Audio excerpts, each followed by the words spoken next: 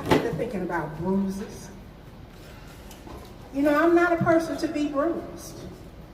If you look at me, I'm going to talk you out of messing with me, number one. I can count the number of times I had a whipping on one hand. And those were enough. My brothers didn't get the message, but I got the message, okay? And I'm going to tell you about the times I got them bruises. Because I grew up at a time when you could walk home from school. For lunch, you didn't worry about nobody snatching you off the street. All you were worried about was whether or not your mother was making you some chicken noodle soup. And if you had some potato chips to go with your tuna fish sandwich. And you had plenty of time to stop by the corner store, pick up some penny candy, and make it back to school. And those were the days, my friend. But one time in my life, I took some advice from a friend. You see, on my way home from school, I had taken a shortcut because I had stayed home from school because there was a science fair. And I had made the image of this humongous art found in the 8th volume of the encyclopedia. And I'd made it with plywood and red marbles and blue marbles and valves, and it was tremendous. Well, I came home late, and as I took the shortcut through this field, some girls from the middle school, they used to call them junior high those days, tried to block my path. And one of them was one of my fellow Daniel L. Williams Elementary School students. She was in the way. So before they could hit me, I landed a really good punch. Broke her glasses in half. I stepped around the group and went on home. But I worried. I worried because sooner or later, somebody from that school, Daniel L. Williams Elementary School, was going to call my mama or my daddy, or both of them, and I would be in trouble. And now I grew up in an era where, you know, parents did not believe in sparing the rod. There were no spoiled children in our household. Well, after dinner, I said to my mama, can I go visit my friend Rhonda? Rhonda lived in the next block, so I went down the street. I talked to Rhonda. I told Rhonda, I got in a fight. I broke Donna Hall's glasses. Should I tell my mother? She told me the worst thing I ever heard in my life, but it sounded good at the time. She said, oh no, don't tell your mother. So I went home, I didn't sleep a wink. And I got up and I went to school the next day like everything was all right. Now the 6th grade was upstairs on the 2nd floor. And you know how you're doing your work? I know now it's called morning work. It was morning, we were working, when an announcement came over the intercom. Send Celestine Bloomfield to the office. Everybody looked at me because you never get called to the office for anything good. Not over the intercom. So I took as long as I could walking down them steps, walking down that hall, making my way to the principal's office. When I got there, Dr. Carrie B. Dawson was waiting on me. She was waiting on me and Donna Hall and Donna Hall's mother. And she looked at me and said, where is your mother? I want to tell her where you think she at, but I knew better. I said, she at home. I swear to God, she dialed my home number from memory. I think that was due to my brothers personally. But she called my mother and she told my mother what had happened. And Donna Hall's mother wanted my mother to pay for them glasses. When my mother said to the principal, give her the phone. And I held that phone up to my ear and listened to my mama say, I done told you about acting a fool at that school. And that's all she said. And I handed the phone back to my principal. She hung it up. But I had to go home for lunch. There was no tuna fish sandwich. There was no chicken noodle soup. It was out of a can. Campbell's Best. And my mother's method of punishing you was you had to strip down to your underwear, kneel at the foot of the bed, and she brought out that good old strap, which one she had improvised since we had buried the other. This one was made from the extension cord of my brother's guitar amp. It had been knotted up on one end so she could have a good grip. And you just went from end of the bed to the other. And then she said, put your clothes on and go back to school. Not only was I hungry, but I was covered with welts. I tried to pull my skirt down. They wore them long back in them days anyway. But I declare that's the closest bruise that I ever come to in my life. And those welts told a story for a long time. And I got one message out of that beating. Don't let nobody tell on you. You need to tell your mama first. You still might get a whipping, but it won't nearly be as bad. Now that's one time I remember bruises, and they last welts and bruises. It took about a week for them to go down. And in those days, there was no child protective services. Now some kids threaten their parents about calling child protective services now. But your parents in that day said you call them if you want to. But make sure you pack your suitcase and take it with you. And that's the only bruising I can really remember at the hands of another. And that's the topic for tonight. Now, I don't know where your bruises are coming from. It could be an emotional bruise. It could be apples that you bruised, that you were planning to can and put up on apple pies in the middle of January. I don't know. Maybe your ego was bruised, but I got a basket over here with some names in it, and I can't wait to hear your stories. Now, you need to know that your story should not be any longer than 5 minutes. It should be told in the first person, and it must be true based on this theme. But we won't know if it's true or not unless your nose starts to grow. It's called stage presence, okay? At any rate, I want you to know that next month we're gathering on October 19th at 7 p.m. on Massachusetts Avenue at Ralston's. I think the address is 635 Massachusetts, but don't quote me. At any rate, the theme next month is fire and ice. I can't wait to hear that.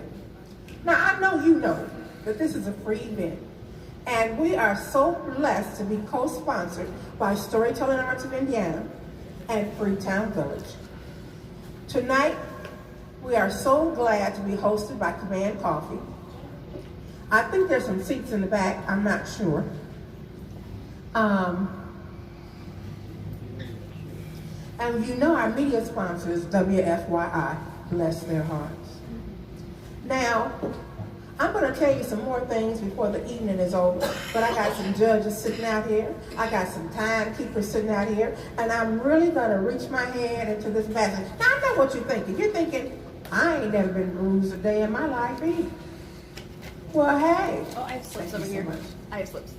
You got slips? I have slips if anyone wants them. All right. But while you're thinking about it, now what I have found out is that one good story leads to another, okay? So while you're listening to the tellers tonight, if you can think of another one, hop on up here.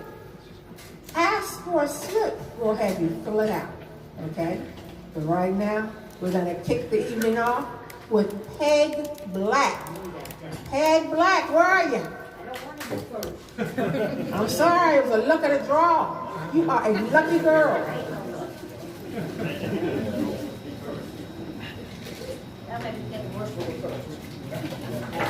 She's a great child. Let me get the worst one over first. That's You put it on the stand. It's too high. I better hold it down. All right, turn around and face those people. If I get around here, well, I don't break my neck phone or something. Don't do that. No, that won't work. They're not insured. Shit. Me neither. Hello. Change your mind though. Well, I hope this is at least somewhat interesting. We'll try. All my life, I've been kind of on friendly terms with bruises. It just seemed like they liked me. That wherever I went, something would give me a bruise. Now, when I was a kid, of course, that's pretty much normal. You know, I'd go skipping rope with people, and I'd try to jump out of the rope jumping thing, and they'd whack me with the rope by accident. Bruise, automatic bruise. And one of the other things I had to do was roller skate, not rollerblade, roller skate. With two skates with 4 wheels on it. So, and I skate with that, and I just get carried away, just having a good old time, and bump into somebody, or I bump into the school steps, try to catch myself, whammo, bruise. Just can't seem to help it. Well, one particular time, when I was a little older, in fact a lot older, I was invited to be in a theater group that was going to do a musical that had been specially written for them. The musical was called Enter Love, and they said that they had a part that I might like to do. So I got in the group, and they decided they wanted me, and I got all excited about it. And of course, when I was excited, I was nervous, so I would use the restroom a lot. So this is before I even had the first rehearsal. So, okay, one of these times I was, in there, and the next thing I knew, I was laying on the floor. Huh? Okay. So I woke up and got up and didn't think anything was wrong. Fine. I went to the rehearsal next night, and the person I was rehearsing with said, you have a big bruise on the side of your head? Oh, okay. And I was stuttering, my speech was stuttering, so they thought maybe I'd had strokes. So what did they want to do? Test me at the hospital. Fine. They gave me all sorts of tests, 101 shots, and guess what? I had freckles from all the shots, bruising from the shots. So bruising. They couldn't find out what was wrong, of course. So they put me on Coumadin, which is, blood thinner. So I got on that, but in order to take that, I had to give myself shots of a preparatory pill and shoot myself with a needle in the stomach. Now I have shots and bruises in different places. I feel like I had freckles all over me from the shots.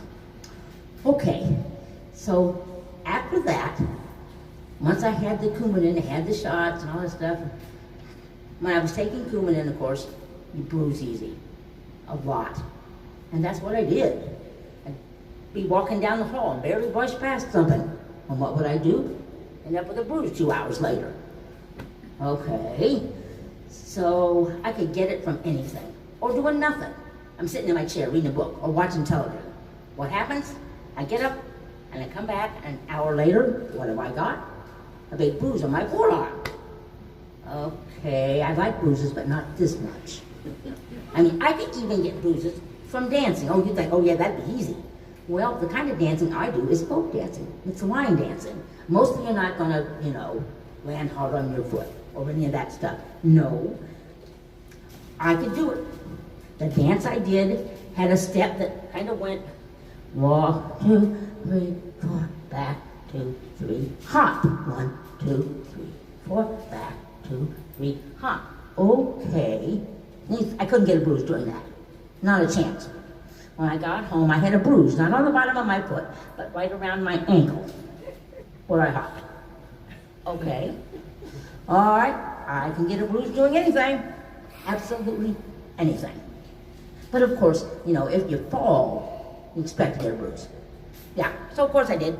All the way up and down when I fell after one of those hops, wham. Bruise from here to here. Okay, all right, I guess I did. Sigh. Anything I did seemed to give me bruises. I could be out in the middle, nowhere touching anywhere. See where I am now? I'm out here. Nobody's touching me. I'm not touching. I still end up with bruises. But not only could I take care of getting bruises, I could give them.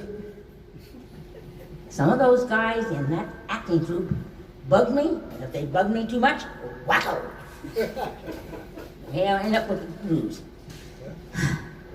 I didn't like to do that, but sometimes it just happens. But the most surprising one to me was I was playing this old lady in this show that I told you about, and I was, in love with this younger man. Okay, so the director said they wanted me to grope him. You want me to what? That's just not the way I do things. I don't grope people. That's not me. But I'm not playing me. I'm playing someone else. So I finally got into it. So I said, if I'm going to do it, I'm going to do it whole hog. So I got my fingers all ready here. And I went up to him and went, he jumped about half a foot. I pulled it back and I went, oh, sorry about that, but not really. So I did it. And he told me later that he had bruises there. And he looked in his mirror, he had bruises there. But me, I didn't have any. I didn't have any on my hands or anything. I just got him but good. So what do you do with that? I guess you're just going on, because that wasn't where I really wanted to grab him anyway. In.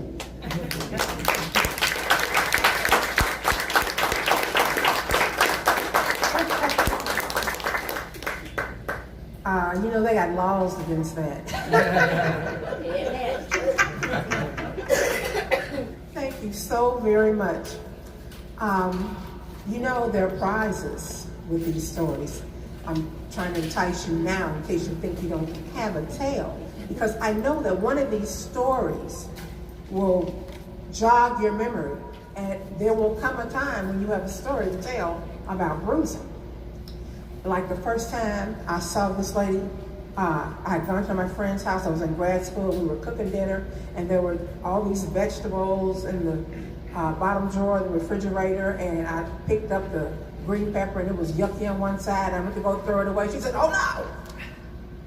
And she whipped out a knife and cut away all the bad parts and rinsed it off and handed it to me like I could put it in a soup. I think we made something, but I don't think I ate a bite of it, okay? Because that was a new experience for me. But I later found out under special circumstances that bruised fruit and vegetables can still be eaten. So just in case you don't know, third place winner gets 10 whole bucks. And the second place winner gets 25. And the first place winner gets a whole 50 bucks. So now this is more than a small incentive to tell a story. I see people signing up left and right. I love it, I love it. See what the money will do? So I'm gonna reach into this lovely blue basket. I think they catch crabs in this basket, I'm not sure. And pull a name out. Chap Flack is our next teller. Come on down.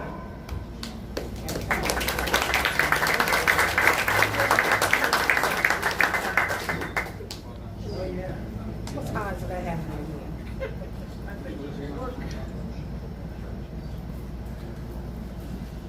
Our mutual friend, Peggy, introduced me to Mary Beth. What an honor that is when that happens. Somebody knows both of you and says, hey, you two. I'd mostly, to that point, been meeting people by happenstance or shared activities. Dating marketplaces weird me out. Like, I've heard stories to keep me away for 6 lifetimes. And those are the stories I've heard from one person. I did, back in the day, in my 20s, I answered 2 newspaper personals. One of them wanted a photo. I needed a photo of myself. Who keeps those around? So I sent my great-granddad. I had a good one of him at that age, and aside from the outfit, we were hard to tell apart. And he got a reply. It was kind of nice. It'd been a long time for him. So anyway, now here I was with this privilege of personal introduction. And we're getting to know each other, a dinner here, a play there, down to Hilbert Circle, took a kid we knew to the symphony. Weren't out to get all the badges in the first week, and probably that was for the best, because the news then broke that a certain other individual's relationship status was changing. My friendship with her had roots a decade long. We had a bunch of shared interests. We'd been around through some difficult times. I had it pretty clear in my mind that if there came a time when we were both not taken, I was saving for her what your realtor calls the right of first refusal. Had I ever breathed a word of that to her while she was taken? Well, of course not. So I had no idea what her reaction would be. Refusal might totally be the right word. As far as I was concerned, that was going to be her call to make. And that was just long before Mary Beth, nothing to do with her. I just needed to figure out a way to explain it to her. And to Peggy, who had just got done introducing us.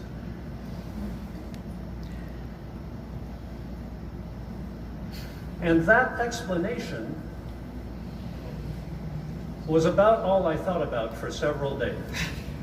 And by all I thought about, I mean that occupied my mind so completely that I was standing in front of the soup one day at a Chinese buffet for so long without moving that a random woman at a table nearby, I bet she does geriatric care somewhere, jumped up from the table, grabbed a spoon off the buffet, pressed it into my hand, and said, "Spoon." This was more than 10 years ago, by the way. So anyway, Peggy was gracious enough to hear my story and even advise me. She was long and happily married then to her old friend who came calling when her first marriage fell apart. And I plied her with a bunch of lunch invitations to just get the inside scoop on how that worked.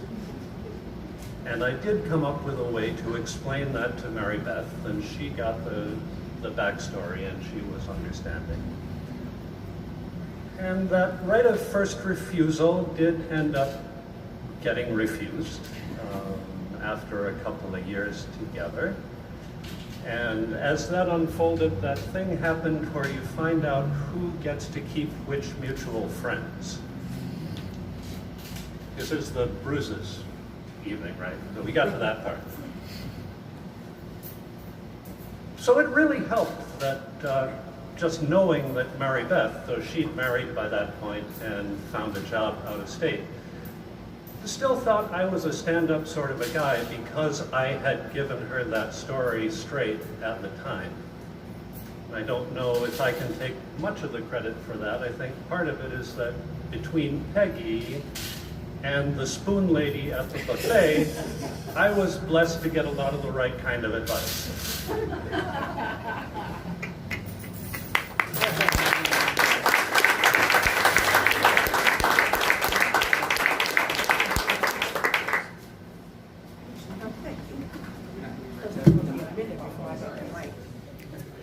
I meant to say, hold your hands up. Do you have a ring on your finger?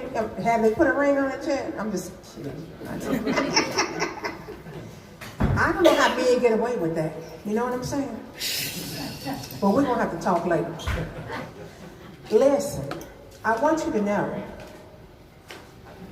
that we have some great volunteers. And I don't know who you need to buy a cup of coffee for. But we've got some volunteers here who are keeping time, who are being the judges, and we want to thank them. But I don't think I should pour them out right now because I don't want you playing to the audience. So let me reach in here and grab another name. I reach all the way down to the bottom. Somebody else was going to tell us stories about bruises. Ah, this ought to be good. Mike Hobbs.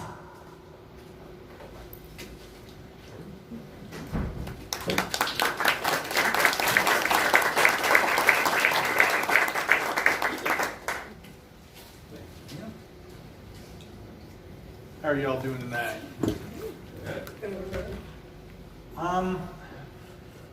The story I'm going to tell right now is because I have a bruise at the moment. I have a very bruised heart. And let me explain why. About 25 years ago, I'm in the SCA, if you know what that is, the Society for Creative Anachronism.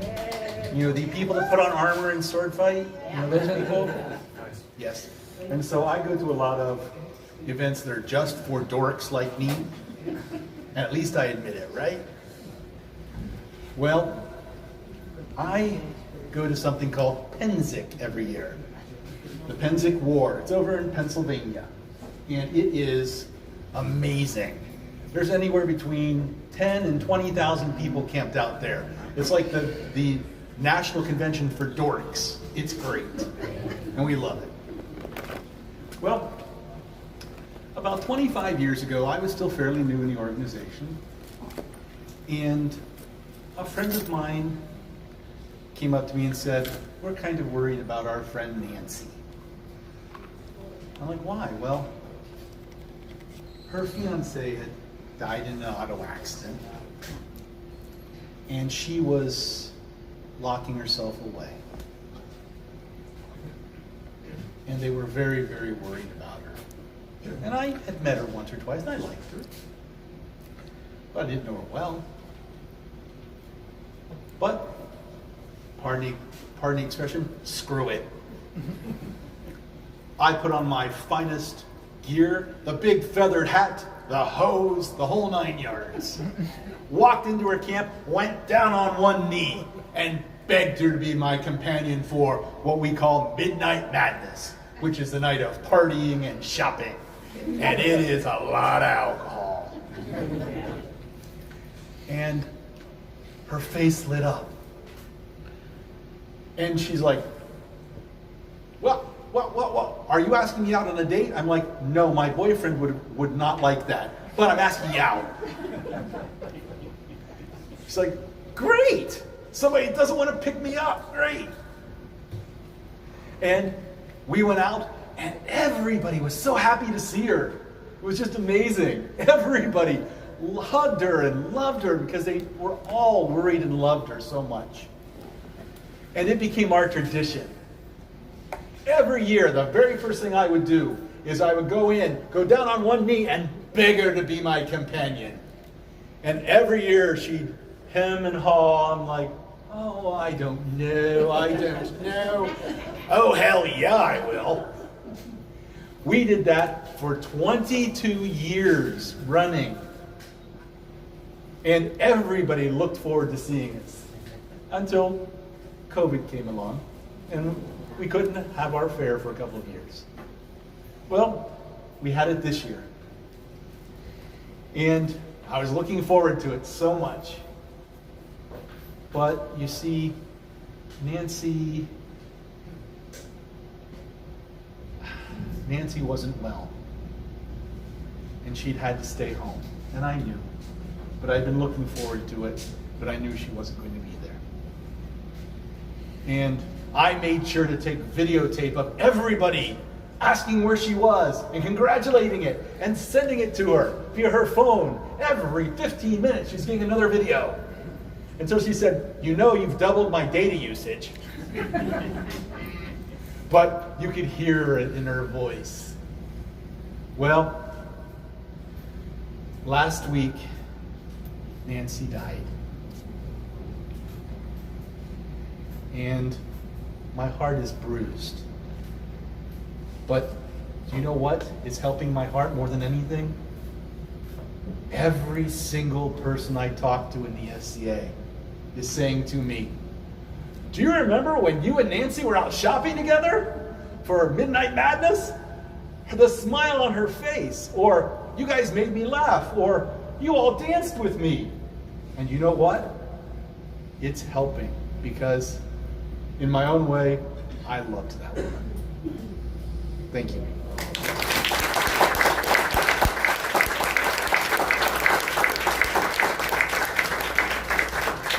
I loved it. Now see, I had rewritten that, Mike. I had her married and she had brought her husband with her, you know. You didn't hear a word I said. Anyway, that was fantastic. Thank you so much. I'm slipping my hand into the basket and, you know, I know some of y'all are sitting out there thinking, oh yeah, that happened to me. I can tell that story. Don't be shy now. This ought to be good. Our next teller is Liz Cornell.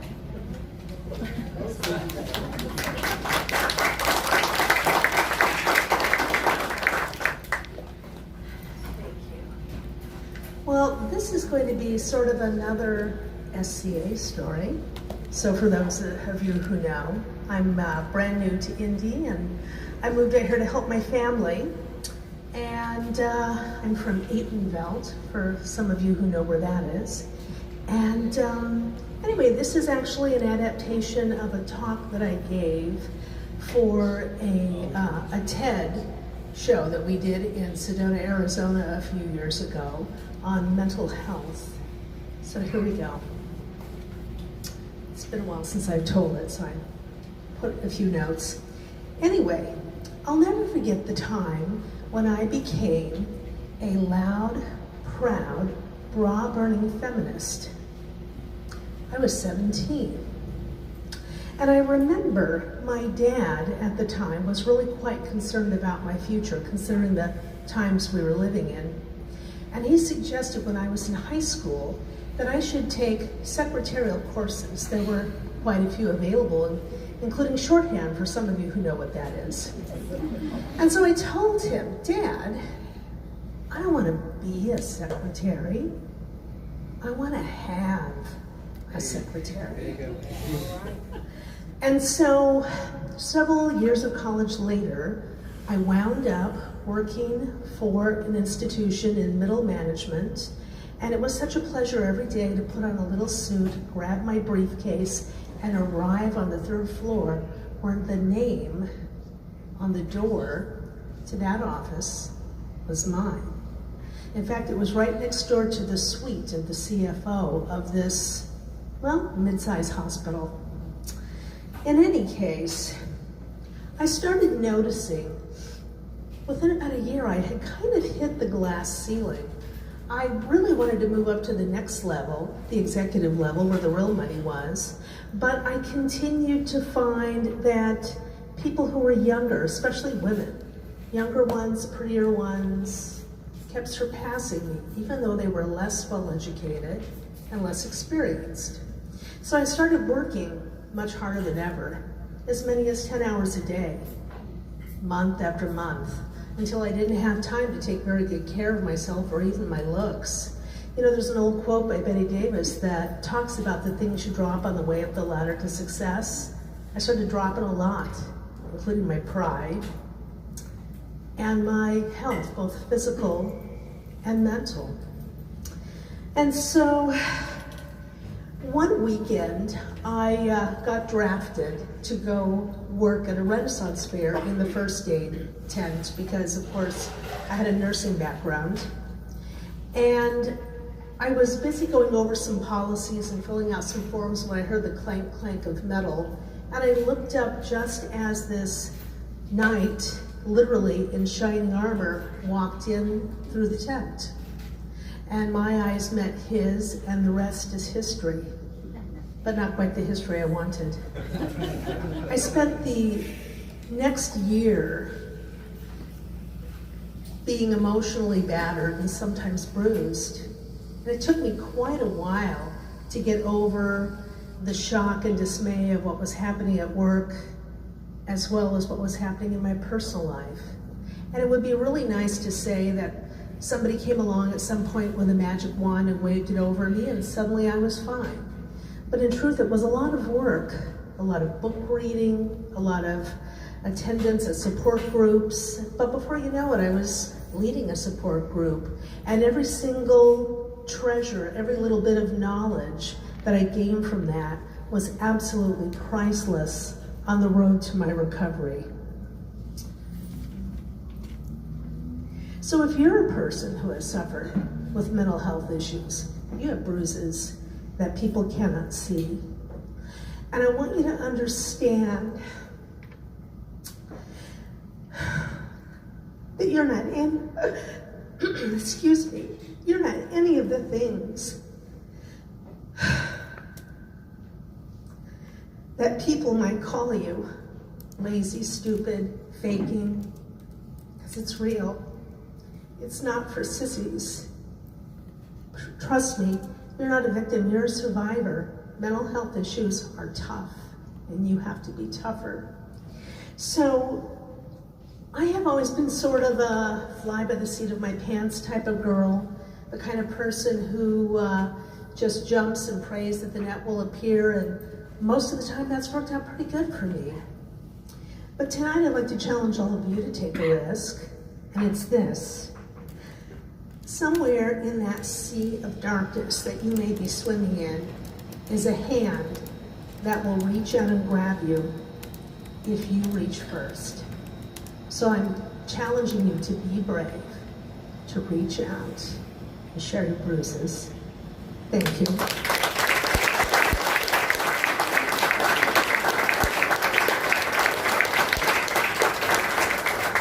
Thank you so much. Thank you, thank you, thank you. Now, I don't want y'all to think you don't have time to fill out a slip and tell a story, because you can still do it. There's plenty of time. Listen, let me tell you something else that you might want to know. I could tell by looking at your face that you want to know how we get to do this. Now, this is a free event, yes. It's made possible through grants to Storytelling Arts of Indiana and to Freetown Village. And they're from the Indy Arts Council and the Indy Arts Commission. But even though we got a little money from them to grease the wheels, you know, donations are always accepted and appreciated. So all you have to do is text 44321 with SAI in the body of the text, and donations will be split between both organizations. Okay? Well, listen, I know some of you haven't filled out that little slip of paper, but I know that some of you are thinking about a story you can tell. As I reach into this basket that used to be fuller than it is now, and I'm pulling out this slip of paper that has Timothy Reed's name on it. Timothy, come on down.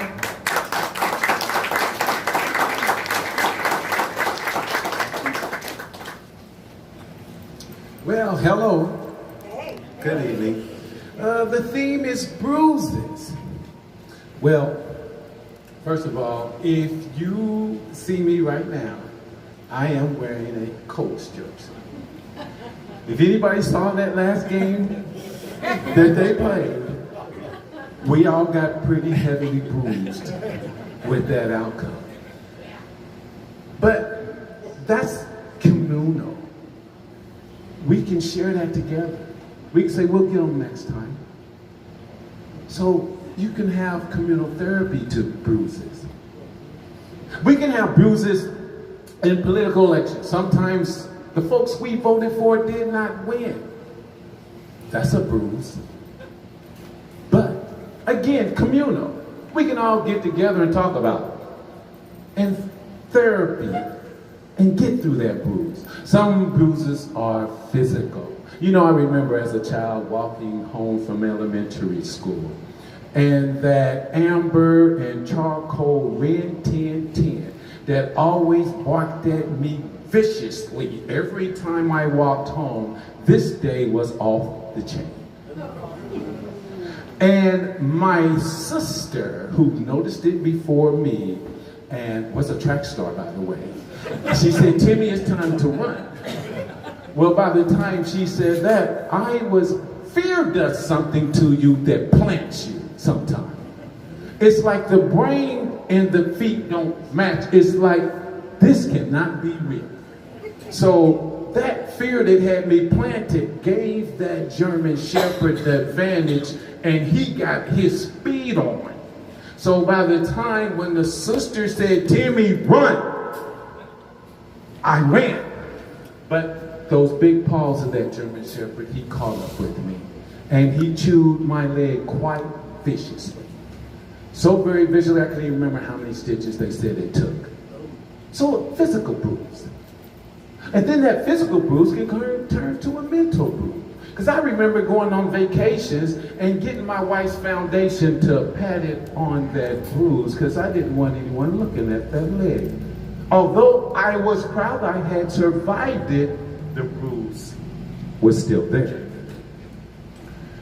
And I remember when I was a freshman in high school, played basketball. I was blessed to play on the varsity team as a freshman with a guy named Landon Turner. I played for Tech High School. And so a teacher came up to me and she said, I know all about your brain, but what about your brain? I did. I said, what about my what? And you know about my what? So that bruised me. I didn't like somebody saying words to me that I didn't understand. So she said, we take my speech class and I'll bring Bobby Knight to your game. Oh, I'll bring Bobby Knight to my game. So that was my dream, to play for Indy NBA using Bobby Knight as the way to get there. So I took the speech class. She held her word. Bobby Knight came to the game.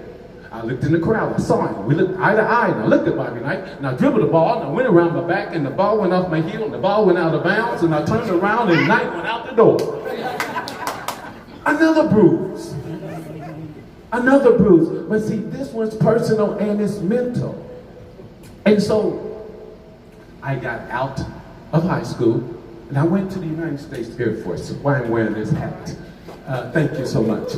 And because they were excellent, and I wanted that. I wanted to be excellent at something, make my mark in the world. And guess what? The military thought I had the right stuff. They offered me to be a pilot, fighter pilot. So yeah, I called mom, said, Mom, gonna be a fighter pilot. Military said I got the right stuff. Now, remember my basketball skills. So I also played on the military basketball team. And as fate would have it, they took me to a tournament in Utah, Hill Air Force Base. And there, guess what I saw? I saw a jet hit the mountain. Boom! I gonna fire one of them?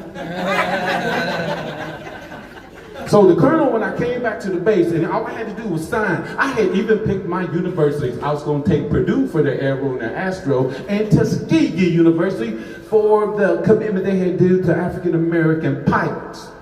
And he was like, Reed, sign it. I can't sign that. He said, I heard what happened, son. And then just safer than flying, you know how they talk. I was like, it's safer. I saw the mountain catch fire. So then, stay with me for a second. I bruised again. So I had to tell my mom, every mom wants her son to be a pilot. Mom, not gonna be that pilot. You what? Not gonna do it. And that bruise, and the disappointment I seen on her face. Oh, she loved me the same. But Timmy, pilot. So what I did was I came home. And I went to Methodist Hospital. I've been an employee there now 32 years. And you see what I decided, because being that pilot, like I told Mom, then the Iraq War came. I said, Mom, I'd have been dropping bombs all over, everywhere, at 29 years old. And I would have been the go-getter. And how many people would I have bruised? How many? And it haunts me sometimes, even the day, to think about the people I would have bruised. So what I did, I gave up the military. I gave up killing for healing. And I went to Methodist hospitals. Oh, do I still see bruising? Yes, on a daily basis. But now, I can help heal them with a smile, with some tender care, and some love. So bruises can be therapeutic for you if you choose to take that route. Thank you very much. All right now. Thank you so much. I was wondering Now, doesn't that make you think of another story back there? My basket is getting kind of low, so I know y'all thinking about another story. Let me tell you who our next teller is. Jason, how come you don't have a last name? Oh, I do. You want me to write it Well, yeah, because if they write a check, they're not just going to write it. It could be Jason and the Argonauts, you know what I'm saying? Jason, come on up.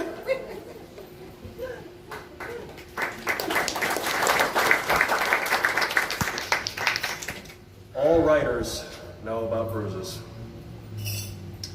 They don't really tell you about that part of the craft when you fall into the love affair that is being a new writer, the passion and being a part of that community that actually helps heal a lot of bruises. I've been doing this for about 2.5 years, 3 years almost, and I started to receive a lot of sizable bruises from my in-laws. Why are you doing this? Why don't you get off your rear and go get a job? What are you doing to my daughter? Not easy to hear. And the biggest bruise of all came when I had to choose between being a writer and being a husband. I chose to be a writer. I'm not going to go into the long-winded explanation as to why that is, but years later, I found that it's the right decision. Now, bruises still come, although I don't bruise nearly as easily as I used to. They come in the form of no. Endless, never-ending chain of no. 12 years later, I still get told no. I've been educated to the 3rd degree. I know what I'm doing. I've mastered my craft. I have all the paperwork and the publications to show, and I still get told no. And that's okay. I don't bruise so easily from that anymore.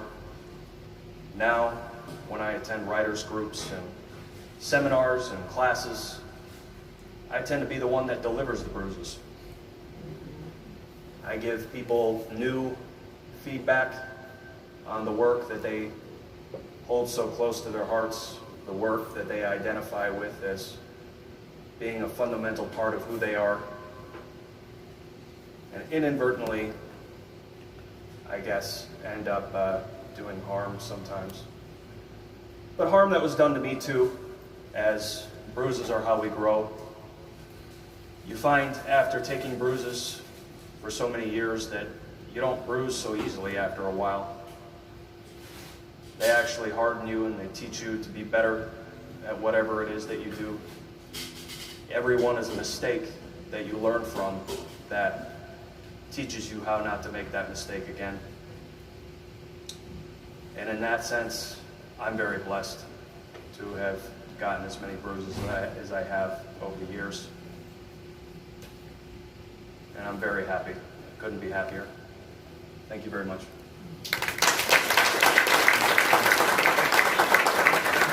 Thank you so much. That was good. You know,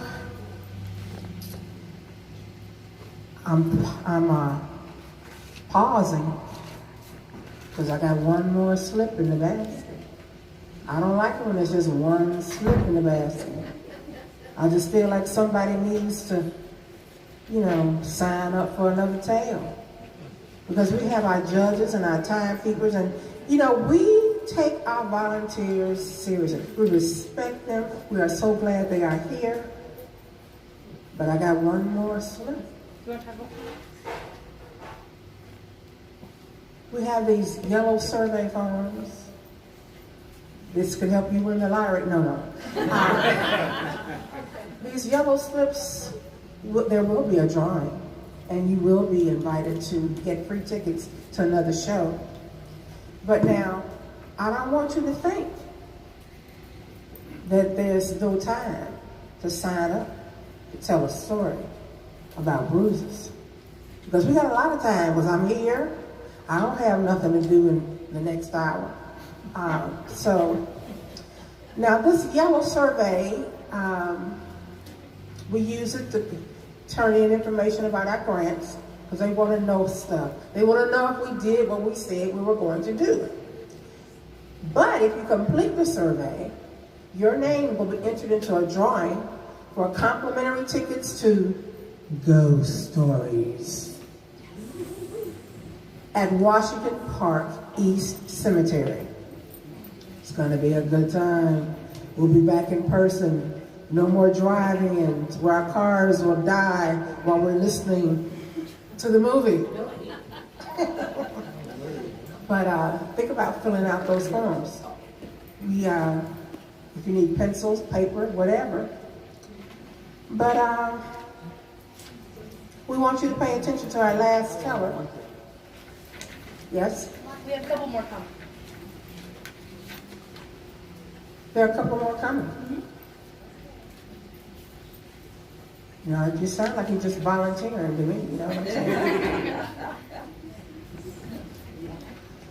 But right now we're going to listen to Joe Ibarra. Yeah, perfect.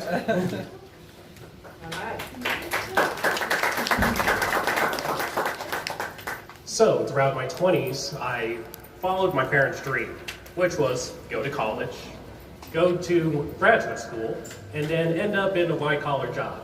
And so, while I was doing that job, I was trying to dress the part, you know, have the suits of Don Draper, the hair of John Stamos, and a facial care regimen that rivaled that of Rob Lowe.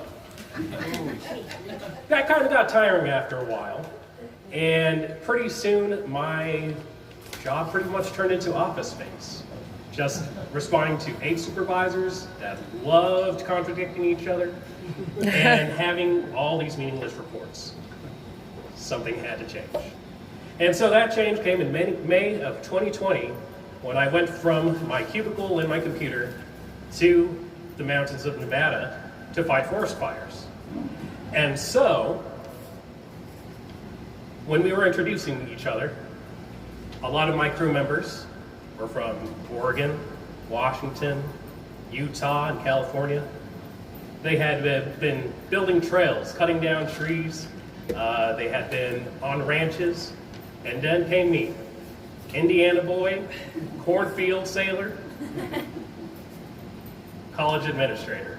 So immediately I got the nickname Professor. And so, the weekend before we were going to be available national, we had one crew tradition, which was to go into the Santa Rosa mountain range, into the Paradise Valley Wilderness Zone. In our logger boots, our green pants, our yellow jackets, hard hat, 45-pound pack, and our chainsaws, we were to make a 10-mile hike to a selected point and get back to the truck. And that was going to be our rite of passage.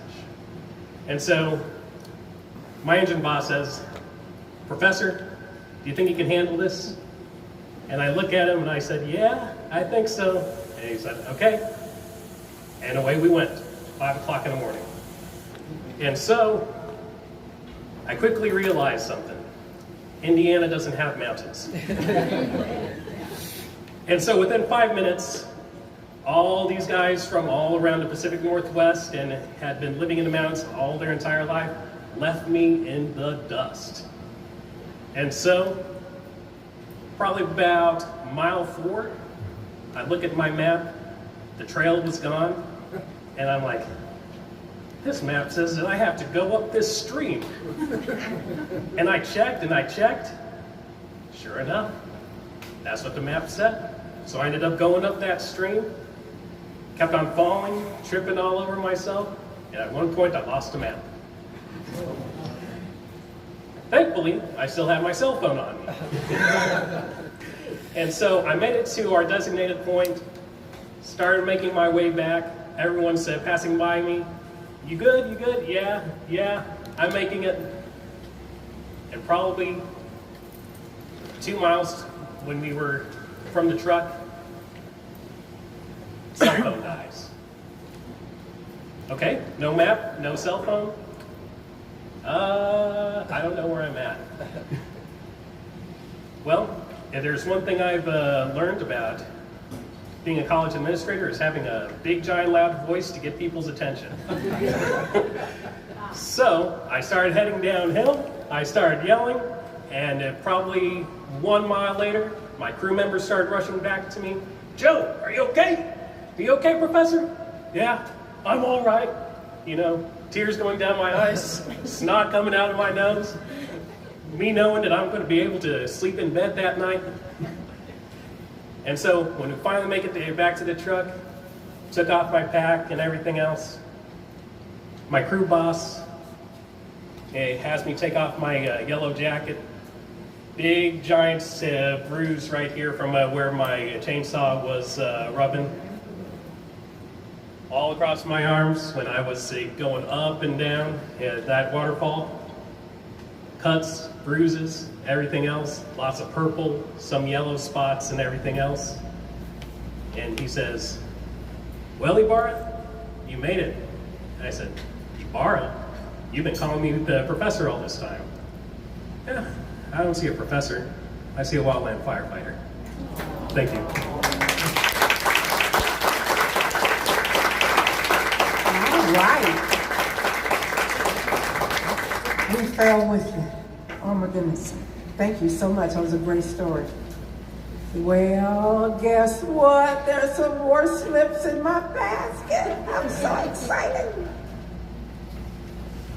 I try to stall a little bit between because we want our judges to have plenty of time to write the glowing comments so that they can make sure they score this. But right now, our next teller is Leandra Radford. Leandra, come on down.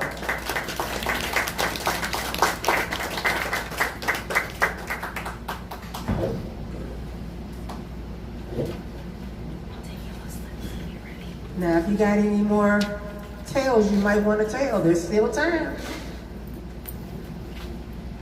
Thank you.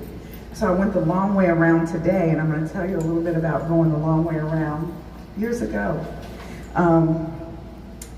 If there are any animal lovers in the room, you're going to be bruised. I'm not always proud of the things that I've done, but I'm here to tell the truth, right? It's supposed to be a true story. So, if you are someone who likes to educate kids in your own way, you have to kind of be careful with the things that you do. As a child, my grandmother used to always tell us stories or interesting facts or facts that she thought was interesting. And as a child, she would babysit while our parents worked, myself, my older sister, and a cousin of mine who was like a brother. And my cousin, a male cousin, he was boy through and through. I was a tom girl, or a tomboy through and through. Loved to climb trees, do all kinds of crazy stuff.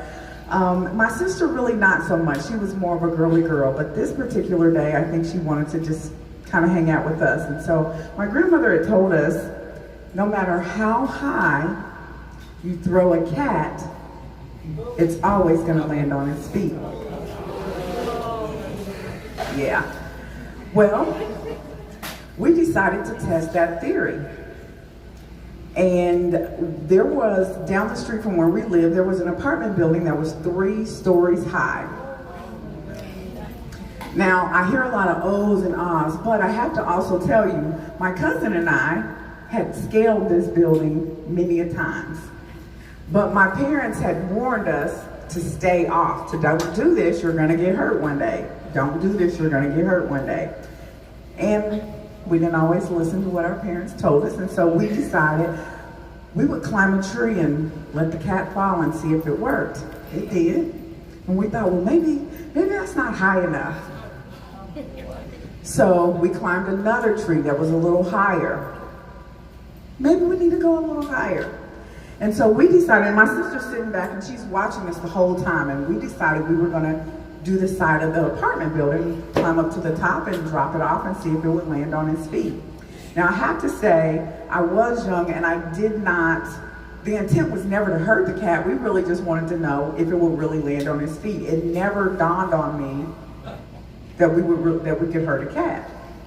And so we decided, and my sister's sitting back watching all of this, and she was also, she is bossy, and she was bossy then too.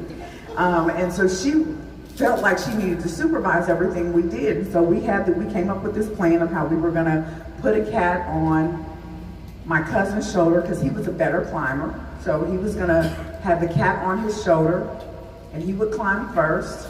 And because I'm the next best climber, I was gonna go last because I needed to make sure my sister was okay. Now, I don't know why we thought that was a good idea, because if something were to happen, it's not like I could reach out and grab her.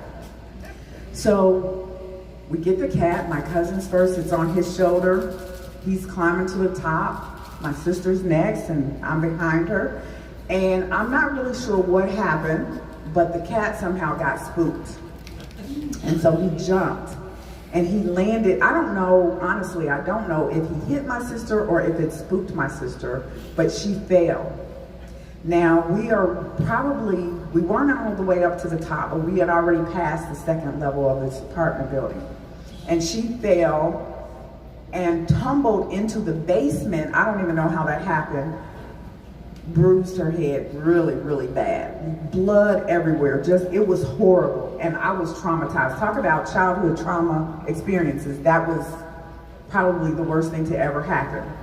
And we somehow jumped down, or climbed down. I go to the basement, I see her, and my mom is getting dressed for work. She was a nursing assistant at Methodist Hospital at the time.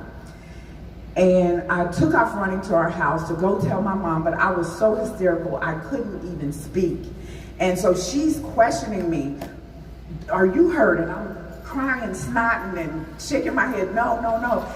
Did somebody try to snatch you? Like, she's giving me all the things that you would think, because I was so traumatized. And I'm like, no. So finally, I just grab her hand and make her run with me to take her to my sister. And of course, she gets in the mode. She hurries and picks my sister up, gets her in the car, and she takes her to Methodist Hospital to repair this big bruise, right? Well, here comes the part of the story where I tried to prevent me being bruised. I'm running down the street, chasing the car. I don't know what happened. To this day, I don't know what happened to my cousin. He just disappeared for a long time. Childhood traumatic experiences, right? But I am running down the street screaming, Tanya, don't die, please don't die. And the car is going, and my grandmother, thank goodness, lived in the same neighborhood, and she watched us. And so I went to my grandmother's house, and again, I am crying, snotting, really can't get out what happened. And they go through the same questioning. My aunt, my cousin's mom, she happened to be there, and they're like, did somebody try to hurt you? No. Are you hurt? No. And I'm trying to tell them, and I finally, eventually, in my mind, I'm starting to calm down. But I realize this hysterical thing is working for me. Because if I calm down and I have to tell them what happened, then some bruising is really about to happen. And so I went on and on for a long time, and then finally it was like, okay, that's enough for even you. So I stopped to kind of tell them what had happened, but I didn't really tell the truth. We said that she fell down the stairs, or I said she fell down the stairs. And as luck would have it, because God wanted me here to share this all with you, my sister was at the hospital telling the exact same lie. And the doctor kept asking her, are you sure all you did was fall down the stairs?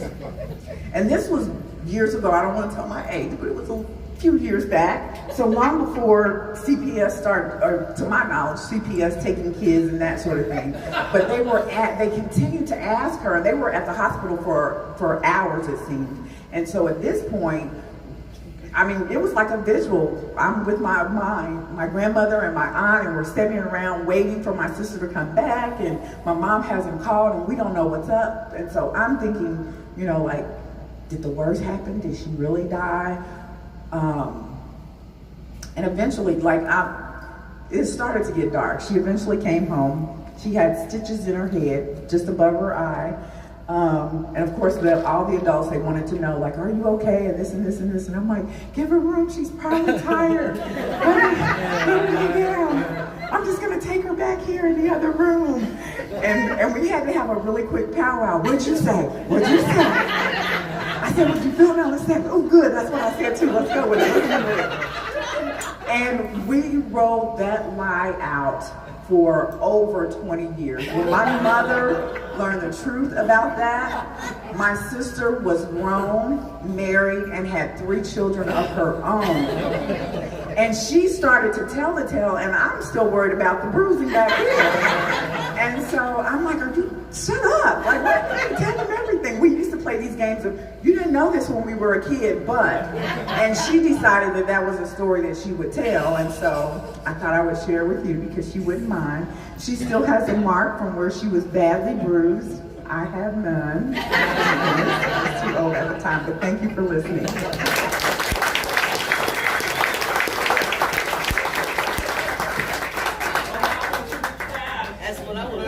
I don't know. The cat left first. That is hilarious, hilarious. You know, sometimes parents still want to punish you for stuff you did when you were children, okay? Thank you so much.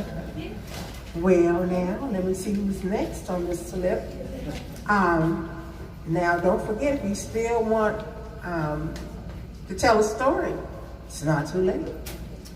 But we have a tale from Carol Vassell. Come on down.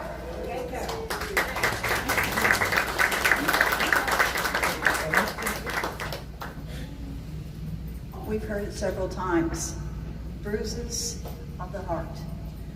I taught a class at IB Tech, interpersonal communications, and I invited the students to deal with bruises of the heart. Because in interpersonal communications, you need to be able to do that, particularly if you're in the nursing program. So the first assignment was to write a paper. If you could turn back the clock, what would you have done differently? What would you have said differently? And one paper came in, and I remember reading about Josiah, this is not his name, but Josiah, who wrote about how he'd lost his mother, his dad had remarried, and he did not like the woman, and things didn't go well, and that's where the paper ended. That's all he had to do for now. Meanwhile, we have the course. The first part is about getting to know yourself, getting to accept who you are, accept your circumstances. The next part's about diversity, getting to know people from all kinds of cultures, which is really good because different cultures act, function, and believe differently. The third part of the course was about conflict. And this is where Josiah's story had a chance. And that's where my course had a chance too. Because I had them write a letter of forgiveness. They didn't have to send a letter, but write a letter of forgiveness to somebody using the principles that were laid out in the book. It was a beautiful process. And so many times before Josiah, I saw neat things happen. People would call people up. Well, the other part about the conflict chapter was that you need to know different kinds of conflicts. There's conflicts of miscommunication called pseudo-conflict. There's the conflicts about territory and resources. And that's one where, people get kind of testy about who gets what. Then the last one, we all have seen it, the finger pointing. I won't point to you directly. I'm going to point to the others out there. The finger pointing and the name calling. Obviously, I'm sure Josiah, somewhere in the story, probably got to the finger pointing. He got to the ego conflict. And that's where it stopped when his dad and his stepmother left for South America for business. He never saw them. So he does his assignment. I get the results. He called his dad. And the interesting thing about forgiveness, it's transactional. You ask forgiveness and they give you forgiveness. So much better than I'm sorry, because the other person doesn't have to respond. He got the forgiveness, And guess where Josiah went next after the semester was done? He flew to South America. I am so thankful to have a class where people can heal and future nurses in our community have a chance to unburden this bruise, put it aside, and move on with a lighter heart and opportunity to share that. Thank you. Thank you, Carol. I didn't know where the conflict was going to come. I said, oh no, he went to South America. Oh, then what happened? Okay, I was on the edge of my seat. I'm here to tell you. All right, now don't think. Uh-oh. It's getting a little light in here, but there's always time for another story. Now, where did I tell you our next session is going to be? October 19th, 7 p.m. at Ralston's on Massachusetts Avenue. It's 635 Massachusetts Avenue, I believe. And the theme is fire and ice. But now, I don't want to get ahead of ourselves because I got another teller here. I'm waiting for Sarah Flores to please come and tell us a story.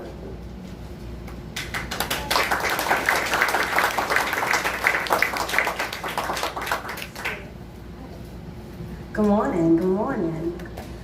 Oh gosh, this is my first time standing in front of a crowd, so we'll see how I do. So I'll paint this picture for you. A girl from somewhere in the middle of Texas, the oldest of 5 girls, one of 6, very hard-headed, bossy, say what she thinks. If you didn't catch it, that girl's me. So I come from a big family. And I tend to test the waters as the eldest daughter, treading the path for my younger sisters. I tend to say what I think without thinking.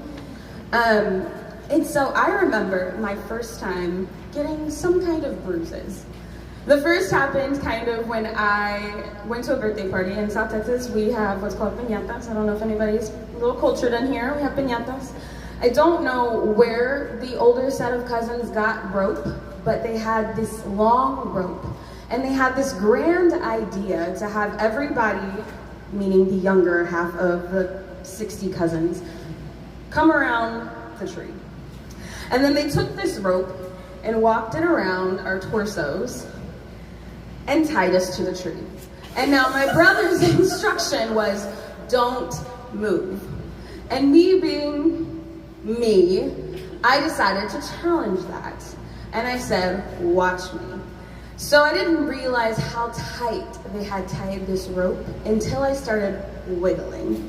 Well, I was smaller and not as pretty as then, but I started wiggling.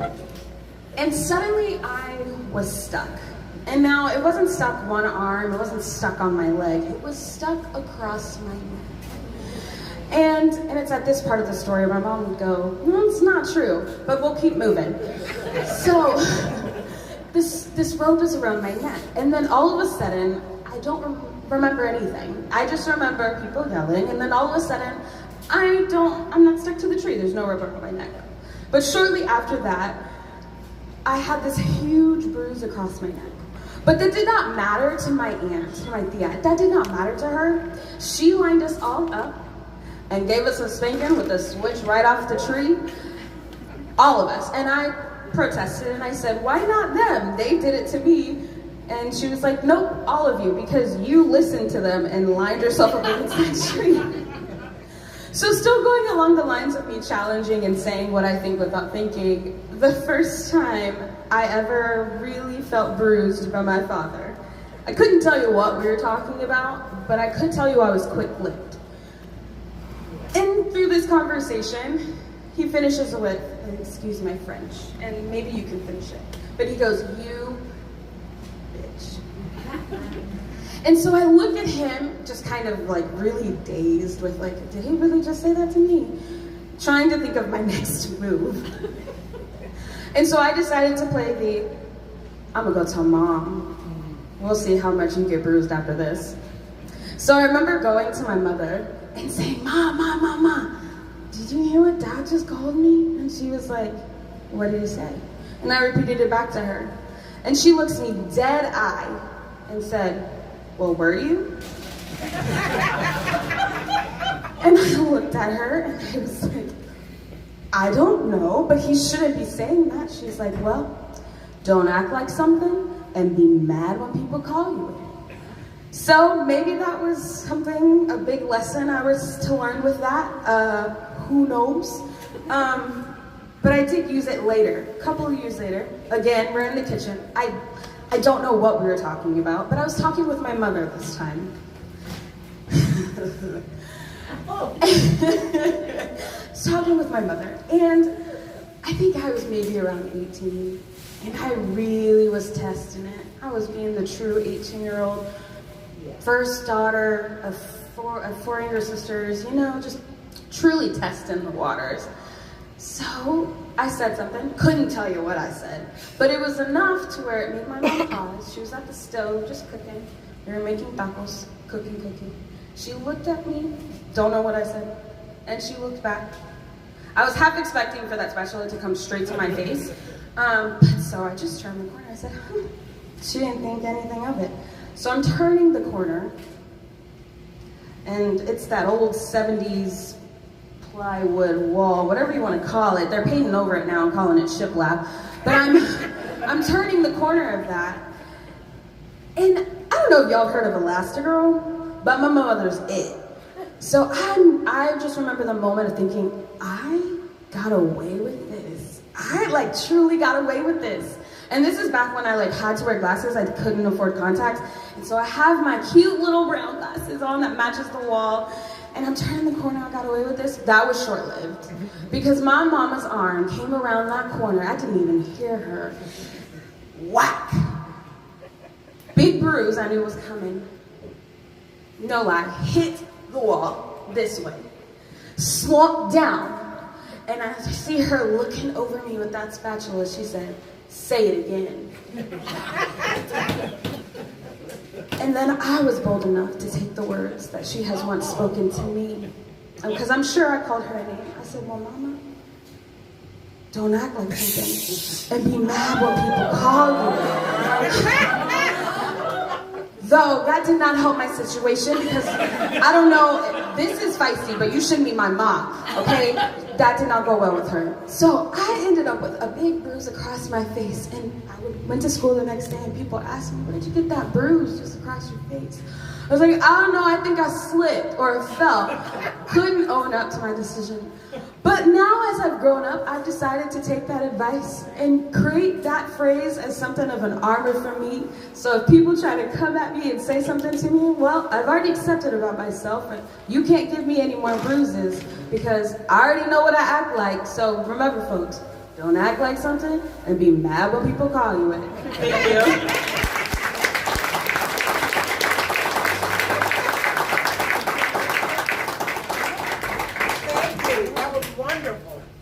That was wonderful. Thank you so much. Any more white slips? People way back there in the back? I can see some bruises from here. Come on now. Anybody? I'll tell. All right, here we go, Shannon. My name is Shannon Sampson. I didn't quite fill out a slip. Sorry. See how easy this is? You just hop up. She's away getting you to talk. In November 2020, I discovered a lump on my breast. It's a story as old as time. I was laying in bed, touching myself. It's not a story of crazy, sexy, fun, alone time. It's a story of the week before Thanksgiving. I thought to myself, you're gaining a lot of weight. Do you really think you should strap the feed bag on for Thanksgiving? And I was kind of touching myself to survey the damage of how much weight I'd gained during the pandemic. And when I got to here, I was like, oh shit, you have a new problem. It was sticking out like this, like a knuckle. I thought maybe the remote had slipped under the covers because it was just so hard. So I still wanted to go to Thanksgiving because I'm an American. So I just waited till the following Monday and I called the doctor, which is another funny story because I said, I have a terrible case of mask knee. There's zits all around my mouth. I need something for that. Oh, and I have a lump in my breast. And she said, one of those is more serious than the other. Perhaps you should focus on that. And I was like, which one? One of them is my face. My mom and sister both had breast cancer. So I was the third member of my immediate family to get breast cancer. So once you're the third person in your family, it's just not that big of a deal. It really isn't. When my sister was first diagnosed at 34, we lost our minds. By the time it came around to me, I was like, oh, of course. So the lowest phase of the whole ordeal for me was, once they discover a lump, they check out your breasts. I mean, they just map the whole thing, both of them. Every corner, every crevice, every freckle, and they want to test it, and what's that? And so you have to go get this test where it's an MRI. So women's anatomy, your breasts, right? You can't just lay there and get the test, because then the rest of your organs underneath your breasts will get in the way. So you have to lay like Superman on this platform, and your breasts kind of swing in this bucket. And they shoot you in like Superman, and then they shoot you back out. And then they give you these biopsies to test them right on the spot so they can find them in there. It's a whole thing. And that was really the lowest point. My breasts looked like they had been in a street fight. I'd never seen so many bruises. I just wanted to like show people and be like, you should see the other guy, right? I had chemo and radiation. They put me in a study where they overlapped some of the chemo and radiation so that they could shorten my course of treatment. They don't let just anyone have that, just the sturdy girls. And I did really well. I lost my hair, it grew back really curly, I dyed it blonde. I think I'm in my like Big Bird phase right now. I like it. One good thing that came out of it though, I had done improv comedy in Indianapolis for many years, and I had dabbled in stand-up. But all of a sudden I felt like I had something to say. Give me to a microphone. And I started doing stand-up, talking just about my breasts to anyone who would listen. I talked about how my oncologist was super hot. She's a woman. I mean, she's not just a doctor, she's a specialist. She's hottie, hottie, hot. She would touch my breasts, and because I'm straight, it's not like I felt something. But I didn't feel nothing. I was like, oh my God, I'm gay, and I have cancer. Oh my God, this is such a revelatory Tuesday. And then I would talk about, on stage, once the bruises went away, now I have like a volume issue, because they got the one tumor, stage 1, it hadn't spread. I'm gonna live, everyone, you hold your applause. But now I have a volume issue where one of them sits up a bit higher because it's lost some volume, and the other one's just my natural breast that kind of stares at the floor. So I feel like this one is gonna give future sexual partners the wrong idea, because it just looks crazy. She's like, you can do anything to me, and she never breaks eye contact. And I don't think that is a realistic indication of the sex you're about to have with me. I think it's gonna be more like, no, this one over here. She's bored, she's indifferent, wake her up, and she'll get in the game. So anyway, thinking about that day that I was so scared, Supermaning my way into an MRI machine, and how it's turned into something really fun, and I'm just talking about my boobs to anyone who will listen. Later on I'll be on the street corner shouting at cars. I've really taken a negative and turned it into a positive. Thank you.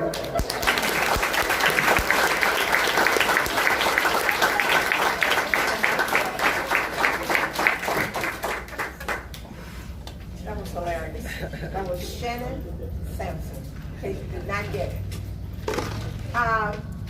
Is there anyone else? No one wants to follow that act, okay? No one. So let me tell you one more time that the next topic is called Fire and Ice. I get the feeling there could be some rude stories of that. I really do. I guess we need to have a drawing Has everyone filled out a yellow survey? Did I get them all? Oh, you. So we're gonna wait, we're gonna beg more people. Listen, our judges, Wild Style, Pascal, is that right? Yeah. That's exciting. From Broadway United Methodist Church. That's a name, I got questions. He's our judge, he's our timer. Other volunteers are Amy Harness, Becky Ryder, and Elliot Fish. So we're not telling you exactly who they are, in case you want to follow them out in the parking lot later. But we really thank you for doing a fantastic job. This is not easy.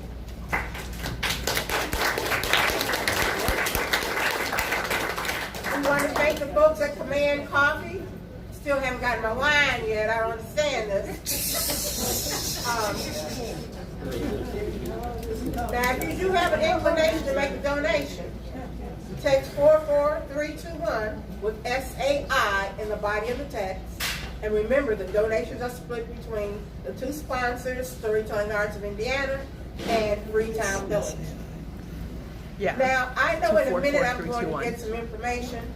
They will tell me who won, but I'm waiting for people to fill out these fantastic yellow slips because we're going back live at Ghost Stories at Washington Park East Cemetery. Got a lot of friends out there. I can't talk to them right now, but I know they're there. So I have to make sure business. And in case you've forgotten, tomorrow, the 24th of September, we'll be down at the Indiana Historical Center. Hopefully you will join us. Another live presentation. That's all I can tell you about that for right now. But next month, bring another friend. This is a good crowd. Sure Thank is. you for coming out. Bring a friend, help us spread the word. We're going to be doing this till the cows come home. But right now, I'm waiting for somebody to give me some information. I think we need to pull for our winners. October 19th, Fire and Ice. But now there's time for another teller. Okay, I'm gonna stop selling that. At any rate, thank you for coming out. I don't know where the basket is with all those little yellow slips. Do you want to talk about ghost stories some more while you're? And I'll hold this up. Ghost stories, you know, we've been at the This is a really good time. We used to have it at Crown Hill. Then during the pandemic, they had it at Tibbs. But this is a new venue, and it should be very roomy. You can get a blanket, lawn chairs. Come out there. There'll be food trucks. $50. A whole carload of people can come. And the ghost stories are appropriate for all ages. It's becoming really one of the most iconic events of the fall. It's very popular. Don't wait to get your tickets, although I feel like seating will be unlimited. Here, like you won't, like it's not like you're getting sold out. I don't think it will. do not sit on the tombstone. Yeah, exactly. You have to be respectful of the dead people. Okay. So yes, please try to come to this. It really is one of our premier events. Can I take you up? Yeah. Appreciate it. Oop, thanks. And if there's just two people in the car, it's $20. If you buy yourself $20. Is there a reception with that? Do we know yet?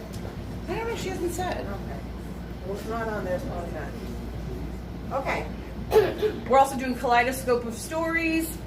Go to storytellingarts.org or follow us on Facebook, Instagram, Twitter. Kaleidoscope of Stories is this free event, free storytelling. Leandra's telling stories at it. Yes. How are those My going? tellers are here from Kaleidoscope. Yes. Leandra Radford and Tracy Lynn, and they have been fantastic. Our next telling is at College Branch on Saturday at 2 o'clock. But if you go to the Indianapolis Public Library site, you'll see all of their dates there, or keep looking Storytelling Arts website. And they have been totally fantastic. Okay, I'm trying to make sense out of this. We had a lot of time. Came up with a tiebreaker. Okay. Listen, let me tell you this. You were totally fantastic. Okay? You did a great job because I kept trying to think, well, I've never been bruised, you know, except that time I went to the hospital. Woo, glory. I had so many bruises on me when I came out of that place, I wanted to sue. But by the time I got a lawyer there, it started to disappear. And they go through phases. They start purple, then they get yellow, you know? I thought I had jaundice. At any rate, I'm going to announce the winners. Third place. It's truly wonderful to welcome Timothy Reed as our third place winner.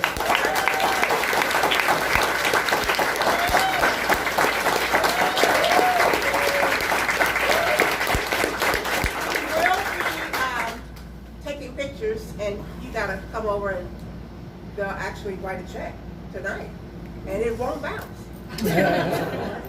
Our second place winner is Leandra Radford.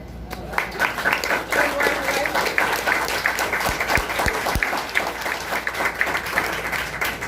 And our first place winner is Shannon Sampson. Yay!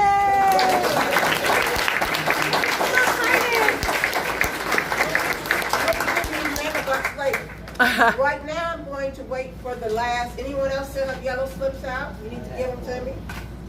I'm going to shake this up. I have one. I'm not going to look inside. I'm just going to. You don't have to. It's up to you. I'm just going to mix them up a little bit. Yeah, Miss Sophie, would you come over here? You know, so this is completely honest and above board, you know, and grab one of these slips, and they're getting two free tickets to Ghost Stories. I shook them up so you know. What do I know?